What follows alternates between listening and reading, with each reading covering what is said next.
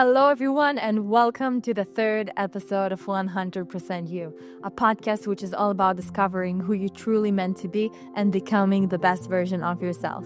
I'm your host, Bari, and today's episode is going to be very special. We're going to talk about being present in our everyday life and a lot about uncertainty and how to still be present and be grateful for the uncertainty that we have in our life. So, let's start with today's episode, and I hope you're gonna enjoy it. So one of the things I get a lot from people, and I actually heard it from a friend last week. People always tell me, a lot of the things that you realize about yourself and insights that you have in your life, it's the kind of insight usually people get once they're traveling. They go to the big trip after, in Israel, we have a big trip after the army. Usually people do it. I know in Europe or like the States, many people travel after they finish college. So a lot of the insights that I usually share that I have, people tell me that those kind of insights they get during traveling. And because it wasn't the first time I heard it, it's something that I heard for a few times in my life that people say, you get the kind of insights that people have once they're traveling. It made me think because, I really love traveling and I know that I want to travel a lot in my life. But at the same time, at the beginning of my 20s, I didn't have the urge to travel all around the world because I was able to find the quiet space and being present in the place where I am. Wherever I am, I could find this presence and to understand myself on a deeper level. Of course, I traveled a little bit. I did 1 month in Europe, and then once in a while I was traveling. But when I was traveling, it was mainly for a few days for Europe. It was for conferences, for things that I want to pursue in my career. And I think that's only in the past 2 years. So we had some travels with my family, and also last year it was the first time that since a few years that I traveled with a friend to just have fun and enjoy and not to do something for my career, because I didn't had this urge to do it. And I was very focused with building my life, because for me, as I see it, I want to dedicate my entire 20s until the beginning of the 30s to build my career and understand myself on a deeper level, to build the foundations of the businesses that I want to build the foundation of the career I want to build. So I had this vision of my 20s, my entire 20s. I want to pursue just to do everything I can in order to become the best version of myself, build the foundations. So the 30s will be a little bit maybe easier. I'll already have the foundations, and I can afford myself to travel and do whatever I want. And it's funny because the people who ask me those questions is usually people who traveled and said that, the insights they get during traveling. And one of my best friends, when she traveled for a few months in Central America and South America, we used to call each other almost every day, because back then I used to work US hours and she was traveling, of course, in American hours. So it was easier to contact each other. And she was telling me all the insights and all the people she met and everything. And at the same time, I was going through stuff too. And I remember we were sharing stuff, and she told me being far away from her home and everything really helped her to connect to herself, which is what usually people experience. And of course, also when I traveled, also I felt like I can connect myself to a deeper level. However, something that I learned very early on, and I'm super grateful for it, is know how to be present in the chaos of the everyday life. I grew up in Tel Aviv. Tel Aviv is, compared to big cities out there in the world, it's a very small city, but Tel Aviv is a city that always, there's always something to do.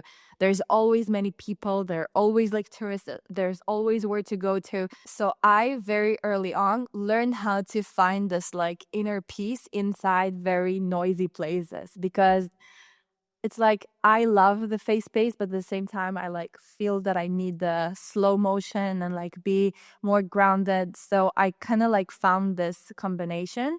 And throughout the years, when people told me, about the insights from trips and stuff, I understood that I'm doing something different. And it's something that we all can just do. So it also starts with the rituals that I've been sharing that I have, my morning routines that I try to, since a very young age, since 12, 13, I had my morning routine.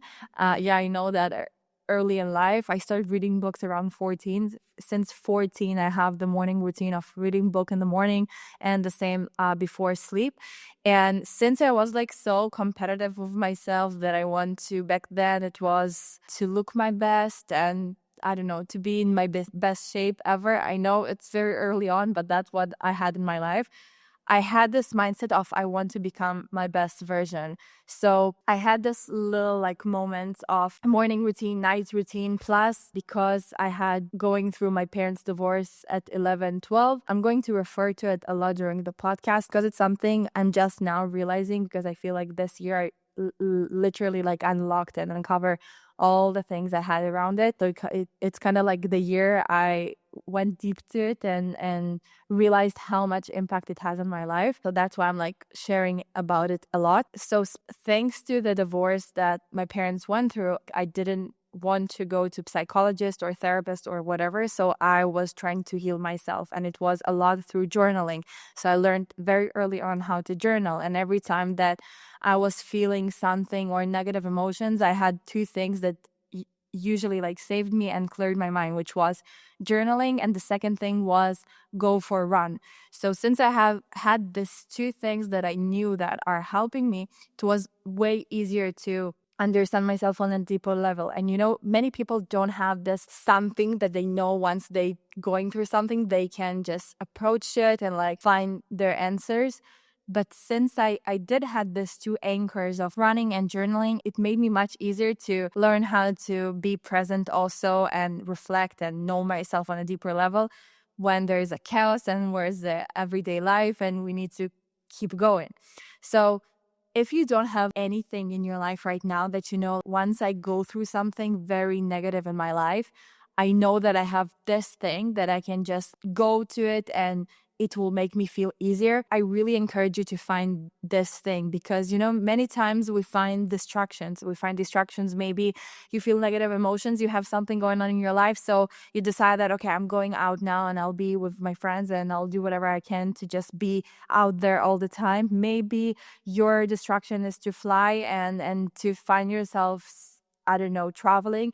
Maybe your quiet place is to be alone and just binge movies and binge TV shows. Everyone has their own thing. And if you don't have this anchor that that once you're going through something in your life, you have this anchor that you build for yourself, it will be much harder to find this inner peace when you're going through stuff. So I'll give you some examples of things that can help you. And of course, take everything into, your own consideration. You can even talk to one of the best thing that I think that happened to us is ChatGPT, honestly, and like the AI and everything. I love to, and I know many people around me also doing this. I don't know what about you, but if you have something you just need to clear your mind, honestly, just talk to ChatGPT or whatever platform that you're loving, and you can clear your thoughts and talk about it. Sometimes it's easier than writing to some people, but find your own things. And you can also ask him and to see what, based on, your past or whatever, what tools can be the best for you. So I know that for me, as I said, it's journaling. I will always go back to journaling, always like running specifically, working out. It can be a variety of different workouts. But for me, I realized that running specifically is the one that clears my mind. Walking also can be beneficial for me, but running is like something different because I'm getting into this energy that I'm capable of everything and my thoughts are just running. It just makes me feel different. So for me, journaling, running, I do meditations now too. But since I've built the anchors of running and journaling, for me, the first thing would not be meditation. It would be like something that I will add on it after I did those two. My brother told me that I always try to encourage him to journal and he kind of hates it. So he has his special way to face his emotions. He's doing it through just recording himself. He has his own close friend on Instagram only with himself, and he just almost every day just record himself, and it really helped him to clear his thoughts. So that can be something. You can also record yourself, however is the most convenient way for you. Can talk to ChatGPT. It's also a good way. You can go to therapist also, but I would do something that you can do it by yourself, no matter where you are, even if you're like alone and life throw rocks at you, you can do it. So I wouldn't depend on like therapists or psychologists. I really believe that once we have our own anchors and our own way to work with our emotions and negative things that are happening in life, it will be much easier for us. So yes, you can go to therapists, you can go to psychologists. It's of course a really, really good things to do, but I would do it after you have your own foundations, that you know how to work with things that going on in your life. Maybe for some it will be drawing, maybe for some it will be just go for a walk. Maybe for some it can be driving. Find your own anchor that really helps you to connect to yourself when you have things going on in your life. And you know that this one thing that you can do will always help you to go back to your center. So that's my first recommendation. And if we go back to the thing that people told me for many times now regarding being present and have those kind of insights in the most chaos places and not going traveling. So I really think that it's thanks to those habits that I established. Plus, it's the being present, to learn how to be present even in the most chaotic situations. And I would say that being present is a lifelong practice. Like, it's not something that you can, no, I wouldn't say lifelong practice, because I feel that I can be very easy present right now in everyday situations. But I would say that it's like a muscle. Everything almost that we're going to talk in this podcast, if there's like a certain things that I would say I would recommend you to do, it would always be like something that it's a muscle. You can work on it. Intuition, it's a muscle. Being present, it's a muscle. It's like my English. I spoke about it in the, I believe, introduction episode or the first episode. Eventually, my English was a muscle that I trained it. It's not like I woke up and this is my English. Of course, I have way more to go and learn and practice, but I didn't had this accent. I had more Israeli accent back then. I didn't had like this vocabulary that I have. I could not I could not feel myself like I'm doing right now. All of it was a muscle that for years and years I was practicing until I got where I am right now. And I still have where to go, but it's always will be a muscle. So with being present, I would start very small. And for me, growing up, one of the things that I love the most is going to the beach by myself and just read a book. I think I also told you about this. So I was going to the beach at least once a week after school sometimes, and I was just looking at the beach. I was maybe have a journal with me, maybe I had a book with me, and I tried to be present and just look at the beach and not being on my phone. So find these little moments that can actually help you connect and be present, and try to make them as much as you can in your life, not like once in a few months, but once in a week, once in a few weeks, and see how it makes you feel. For some, it can be go for a hike. For some, it can be, I don't know, just walk, but find this small things that can help you tune to be present. So I was going to the beach a lot and it made me feel very present. Now, after that, I don't remember like specifically how I built the presence, but going to the beach was very big part of it, because every time I felt chaos or something going on in my life, my go-to thing was to take my bikes or take a bus and go to the beach and take a journal with me and process my thoughts. I was doing it all the time. Like every time I had something going on in my life and I needed to like process my feelings and stuff. Sometimes I used to call my friends and of course tell them everything. But I realized also very early on that I prefer to process with myself the feelings and only then talk to my friends. And it make a lot of sense once you actually do it. So the second thing, I remember I have a thing. I don't know if I have ADHD or not, but I'm pretty sure I have. So for me, I could not do many things at the same time. Like, when people say, yeah, all the women can do many stuff at the same time, so I can't. And the reason I can't is because I would say also like I'm very perfectionist, and also like I can go crazy when I don't know, I'm doing something on my computer and then someone talks to me. And when you work in the office, it's something that you see a lot, that you, especially at offices that, you sit with all the people and the environment is that you can talk to each other. So when I was on my computer and people were talking to me while I'm working, I realized that it just distract me from like actually making the work done. And I established something when I was working in the office, and it really helped me. And honestly, like once I took it and implemented it into my life, I realized that it also helped me in other areas on my life. And it was that everything that I do, I must finish. I put it like in a boxes. I must finish to do something before I jump to another thing. And for example, I can work on something now, and maybe my coworker will come and talk to me. And I know that if I'll even help for just a second, I will lose my entire attention to the project I'm doing. It will take me time to go back. And I know that I could not give her my full attention. So something that I was practicing, and it had such an incredible transformation in my life, is just decide that I want to do everything that I do in my life. I want to do it present.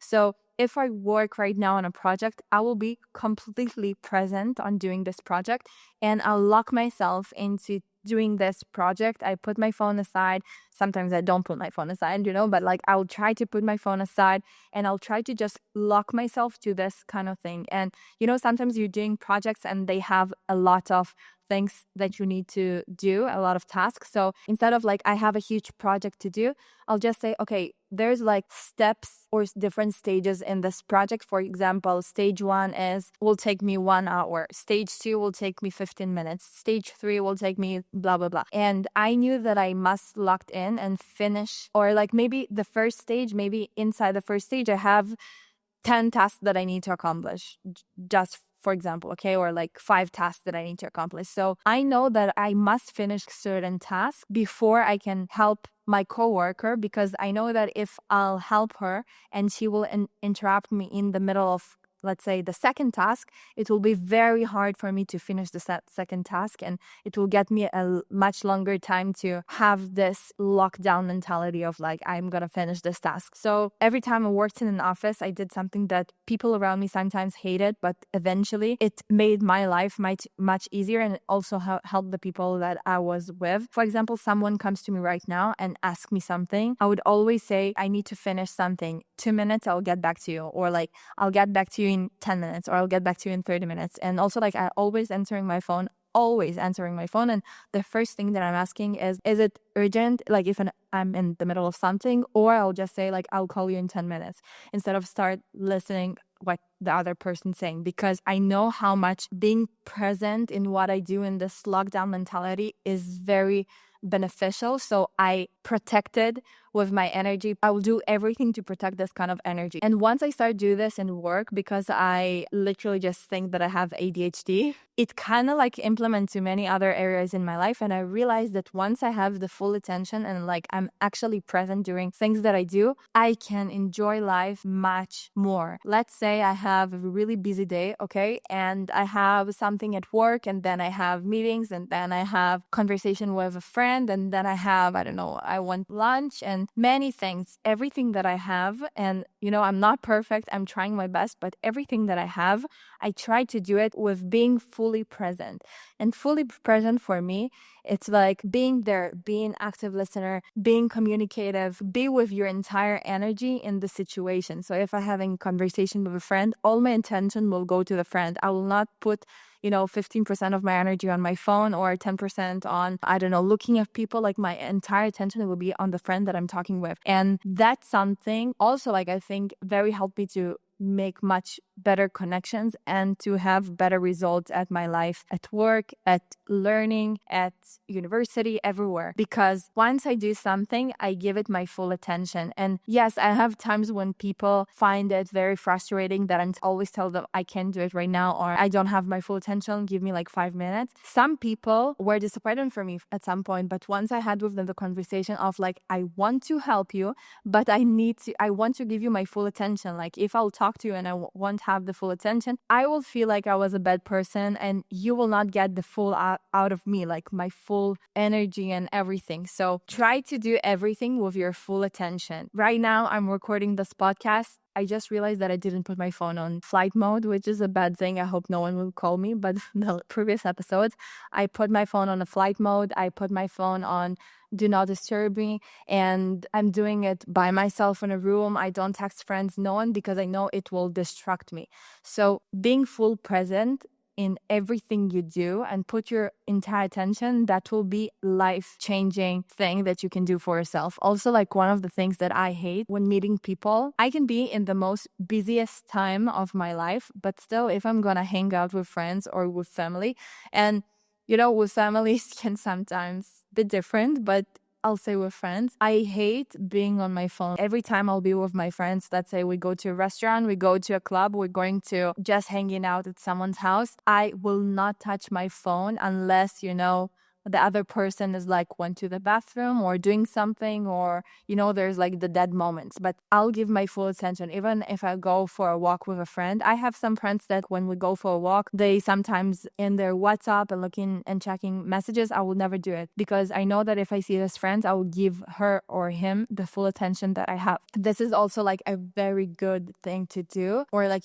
sometimes I can be with friends and in the middle of chatting with them, I'll see them going to social media. For me, it's crazy. Like, we're talking, why should you go to check your Instagram right now? So everything that I do, I try to be fully present and have all my attention there. Another thing is I'm right now studying in university, and sometimes I'm going to classes that I feel that I learned everything already and I don't need this class or whatever. But I still, no matter which class I had, and sometimes I don't do it, but like 95% of all the classes I had till now in university, or like lectures, conferences that I go to, I will always listen and not be on my phone, on my computer. I have those times during school that sometimes I like check my emails or check my LinkedIn and check something, but I really try not to do it because eventually if I'm there, I'll want to have the full attention and just be there. If I go to a conference, I don't get people who sit in a conference and just being on the phone or like WhatsApping people or like going to social media. First of all, it's not respecting the person that I came to hear. And if it's something that I don't like, so it's kind of my fault, next time I'll just learn not to go to hear this person or to go to this kind of conference. But if I chose to be there, I'll be there fully. I have actually a very good example. I remember there was one thing that I took in the first year in university and one program, and I was sure it's going to be like the best program ever. And one day they brought a lecturer that was talking with us. It was something regarding like diplomacy and stuff. And the lecturer that came was talking with us about music. And I was sitting there and I was like, I can't believe I just stayed a few hours in university just to wait for this lecture. And it's not regarding like the topic of the entire program. And I felt such a waste of time. And I was like holding myself. I think I eventually like went in the middle of the lecture because I was like, okay, I feel it's a completely waste of my time because it was about music, Middle Eastern music that I didn't like. Everything about it I felt was I'm wasting my time. I was sitting in the lecture for at least 1 hour or maybe more. And I thought it's a completely waste of my time. I still try to be present because I like to settle in the middle because I need this focus. I don't have ADHD proven, but like I think I have. So I must sit in the first rows and I must sit in the middle. Otherwise, I'll be lost. It's like I prefer not to come if I'm not going to sit in the front rows in the middle. So I felt bad because the lecturer just stared at me the entire time, and I felt bad to be on the phone or do other stuff. And I was listening to him. And it turned out, okay, and still after I left the lecture, I still felt it was like a completely waste of my time. But after a few weeks or like a few months, many things that he talked about in this lecture, I actually started looking myself because he was talking about the music, Middle Eastern music in Israel back in the 60s, back in the 70s. And I don't like Israeli music. So I was like, I just don't want to talk about it, like I don't like it.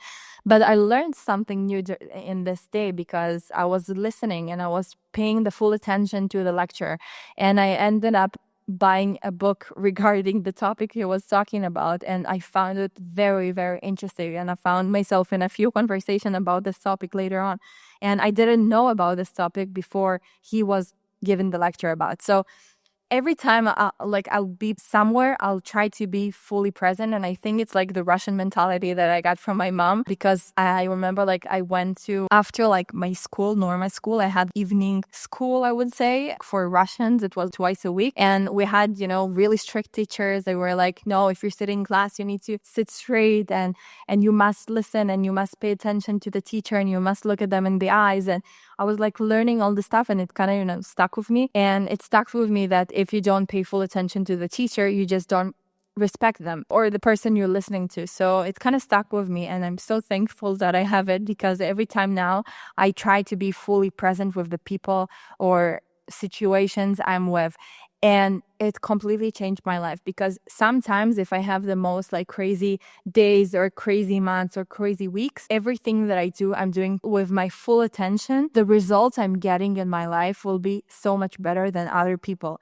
So let's say I have the craziest day and I have 5, 6 things that I need to accomplish and go from here to there to this. Everything that I do, I have this blocks in my mind. This in the morning, I need to do this, then I need to do this, then I need to do this.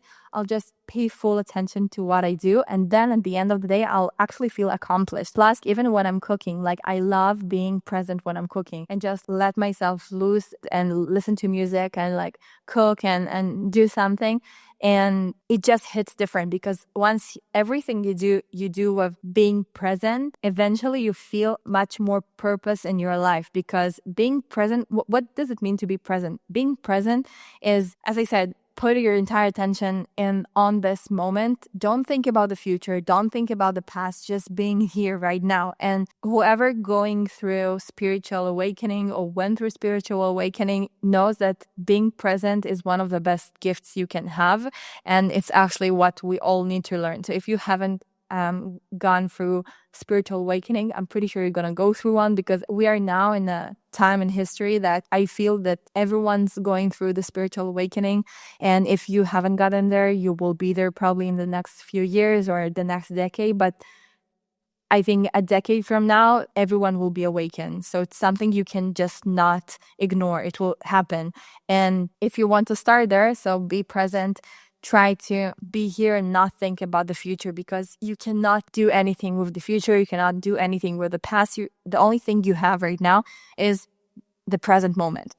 And I want to talk a little bit also uncertainty. And I feel that many people very afraid of being uncertain. That's why it's the easiest thing to think about the future, think about the past, think about something that distracts you from being present. Maybe you're going through something right now. So the easiest thing usually is to have like the negative emotions and think about what can go wrong or what you could have done better. But eventually it's all just a distraction from being present. When you go through this process of trying to be present every time, every day, every second of your life, you will see that your body tries to stop you from being present. And every time you're going to have like this thoughts or distractions. And that's why like meditation is a good thing to start doing, because it will help you to connect to yourself and to connect to the present moment. I believe that the best decisions you can make is once you're very present. I always try to make decisions when I fully present. My entire attention is to this moment and I'm grateful for this moment. And in this moment, you can never find suffering. How do I see the connection between uncertainty and being present? So many times when people have this uncertainty in their life, for example, you went through a breakup right now, maybe you need to choose a career, or you need to choose a work, or you need to choose where to live right now. You have decisions you need to make in your life. Maybe you have a few paths that you need to choose right now and which one you want to go. You have uncertainty during a specific area in your life. Maybe you have financial uncertainty. Maybe you have with family uncertainty. You don't know, I don't know what's going to be with your friend. Maybe with health conditions. Uncertainty can cause a lot of chaos and negative emotions in our life if we don't know how to handle it. But if we do know how to handle it, it will be much easier to go through this period. And I think also uncertainty is one of the greatest gifts we can have in our life. And once we know how to work with uncertainty, everything else will be much easier. So if you're going through some uncertainty in your life right now, I would recommend a few things. First of all, be grateful for this moment. I'm not kidding. Like, being grateful is the best thing you can do, even if you're in completely pain, even if you have no clue what's gonna be, even if you're sure that your life is going to crash right now. Being grateful of what you have right now, and you always can find something you can be grateful for. You can be grateful for the ability to communicate. You can be grateful for the ability to have food on the table. You can be grateful for the ability to have phone in your hand. You can be grateful for so many things, maybe for having water. Find something thing that you can start being grateful for. You can maybe be grateful for incredible, beautiful day. You have a sunny day, be grateful for it. Start being grateful for things during uncertainty periods. And the whole thing is that once you're uncertain, the best thing you can do is be present. Be present and feel it in your entire body, the uncertainty. And this is the hard part, because feel uncertain, it's like you don't have the foundations, everything's shaking, you don't feel you have the security. And how can I be present once I don't have the security and foundation? It's hard. Eventually we're conditioned to be in the survival mode of, if we don't have the security, the certainty in our life, we feel that everything is going to crash. So instead of being in the energy of everything is shaking right now, and I'll start to think about the future, how the future is going to be bad, how the future is going to be hard, it's going to be, I don't know, whatever, or about the past, I could have done this, I could have done that, I could have done millions of other stuff. Try to take off this thinking running in your mind of the past, of the future, and actually feel the uncertainty. Once you feel the uncertainty, something incredible happens. First of all, you let go. You just let go of your guard. You let go of all the usual things you would do, and you become open to receive. Once you become grateful for the uncertainty and this hard times, and you actually lean in and feel that uncertainty, you feel it into your body. You maybe feel this something, I don't know, weird. You need to practice how to feel comfortable with uncertainty, because eventually, if you want to grow in your life and, as I said, become the best version of yourself, achieve everything that you want, you're going to experience a lot of uncertainty. And if you don't get comfortable with it, it will be very hard. If you choose the path of being the best version of yourself, being connected to yourself, achieve everything that you want, you must learn and master how to feel uncertain sometimes, and learn that uncertainty can bring you the best gift you ever dreamed of. Because if you went through a path that everything is predictable, in order to change it, you need to change direction. You need to go a different path. And once you go a different path, you don't know the outcome. Your survival mode cannot predict what the future is going to look like. So you feel uncertain. You feel this, like the ground shaking and breaking under you. You feel that you just lost your power or whatever. And your mind starts to run and feel like, okay, no, we need to go back. We need to go back, and we need to find something that will help us feel certain. But the one thing you need to keep doing is stay grateful that you now have the opportunity to go to a different path. And instead of imagine the worst case scenario, try to be present and be open. Once you feel this uncomfortable situation in your body, some may feel it in different areas. I feel it in my stomach. I know that sometimes I have a friend that told me that the uncertainty comes with she feels it in her entire body. Maybe you feel you want to throw up. Everyone will have a different experience in their body with this uncertainty. So I would say, when you feel this uncertainty, try first of all to feel it, be grateful for it, because now you can choose a different path.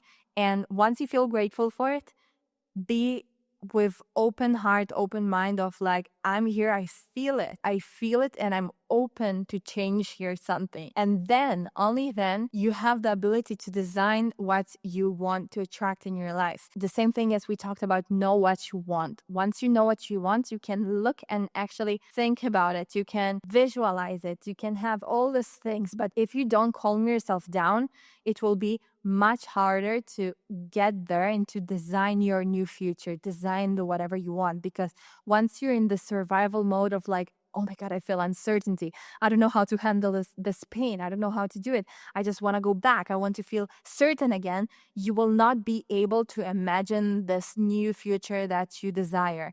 So uncertainty always can be an amazing thing, because you know that now the predictable future that you always had is canceled, and you can now create a new future for yourself. But again, in order to create the new future, you must be present. You must be grateful for what you have right now and be open. Once you're present, you're open. Think about it when you watch sunset, okay? Watching a sunset, if you don't use your phone and it's like the most beautiful sunset ever, you watch it from the beach, you're probably going to be very, very present, okay? And if you're going for a hike at some, I don't know, nature somewhere in the world, and you go traveling, those moments where you see the nature and the amazing things in this world make you feel very present because you appreciate it. So it's the same in your everyday life. If you feel so appreciative in this everyday life and you will feel this feeling of, this is the most incredible thing ever, I'm so grateful for it, I want to just take a moment and like soak everything that I'm seeing right now. I love it. It's amazing. I can't wait to see what the world has to offer me.